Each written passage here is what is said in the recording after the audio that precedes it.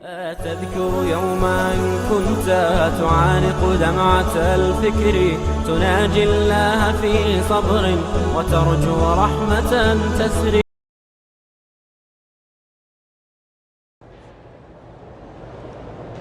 ایک ٹھیکیدار نے میرے 30,000 دینے ہیں، 3 سال ہو گئے نہیں دے، اللہ سے دعائیں مانگتے رہو اللہ رحمت کرے۔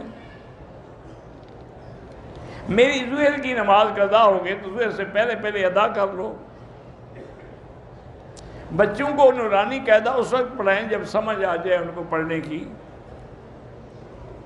ہماری دکان سے چوری ہو گئی ہے تو انا للہ و انا الیہ راجعون کی وظیفہ پڑھتے رہیں، جتنا پڑھ سکتے ہیں انشاءاللہ مل جائے گی۔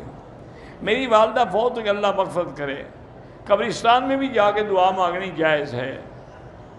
سورۃ یاسین کا ختم 41 دفعہ خود کریں، گھر میں لوگوں سے کرائے پر نہ کرائیں۔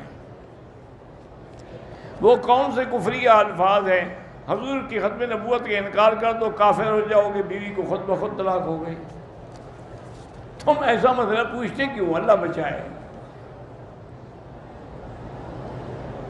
سورۃ الرحمن بھی اور مزمل، ہر قرآن کی صورتوں میں برکات ہے، اس کے دعا مانگی کرو کہ اللہ ان کے ثمرات و برکات ہمیں عطا فرما۔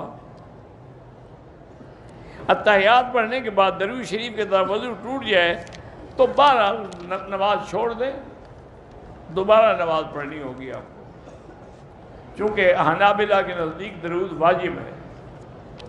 شوہر کے بیوی پر کیا حقوق ہے کہ بیوی اس کے حکم کی اطاعت کرے، اذا نظر الیہا سرت ہو، جب دیکھے تو خوش ہو جائے، اذا امرہا اطاعت ہو، اور جب وہ کوئی حکم کرے تو اس کی فرما برداری کرے، اذا غاب عنہا حفظت ہو، اور اگر وہ گھر میں نہ ہو تو اس کی عزت اور مال کی حفاظت کرے۔ ایک ہی وقت میں قضا نمازیں پڑھ سکتے ہیں۔ بیوی شوہر پر غصہ بہت کرتی ہے، وظیفہ بتائیں، اللہ سے دعا مانگو یا لطیف یا ودود تو پڑھا کرو۔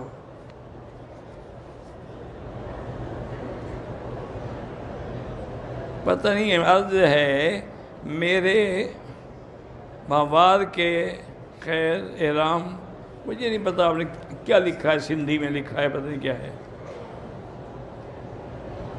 پتہ مجھے سمجھ ہی نہیں آتا۔ عمرے پہ آئے، اپنی بیوی ساس غیر شادی شدہ سالی کو ساتھ لا سکتے ہیں، ہاں گروپ کے ساتھ لا سکتا ہے، لیکن کوشش کرو کہ تمہیں سالی کو ساتھ لانے کی کیا ضرورت پڑ گئی ہے، بہتر ہے کہ نہ لاؤ، چونکہ آج کل محاورات میں کہتے ہیں سالی جو ہے نا وہ آدھی گھر والی ہوتی ہے۔